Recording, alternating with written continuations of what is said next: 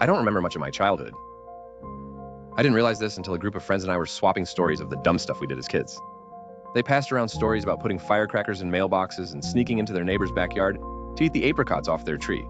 But as I opened my mouth to share a similar story, I realized that I had no stories to share.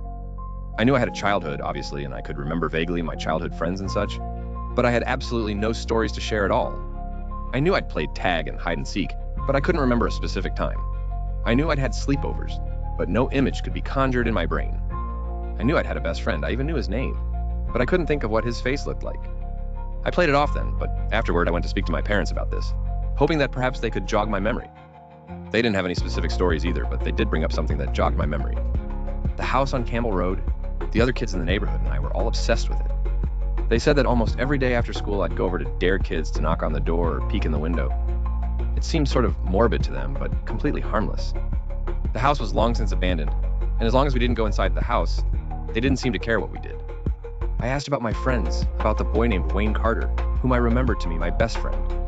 They said they remembered me talking about him, but never got a chance to meet him or of the other kids I talked about.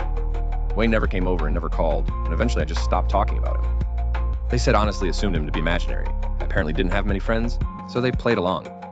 The mention of the house and of Wayne sparked at least a vague memory in me.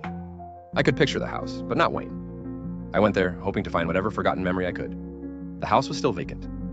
The lawn was a field of dry yellow weeds, and the gate that surrounded it was comprised of cracked wooden stakes leaning against one another. I took a step into the yard and felt a strange sensation of déjà vu so strongly that I was dizzy for a moment. I took another step, then another, and could almost hear Wayne's voice on the wind. Mechanically, I walked up the porch steps, careful not to let the wood split from beneath my feet, and knocked on the door just as I had when I was young. I never expected to hear a knock back from the other side. 3 raps, just as I'd done, mirroring even the location of my knuckles on the wood. I stood there, my palms sweaty and my face pale, wondering if I should try to open the door. I reached for the knob, but before my hand touched it, it began to turn and the door creaked open. A shape on the other side stood before me in the darkness.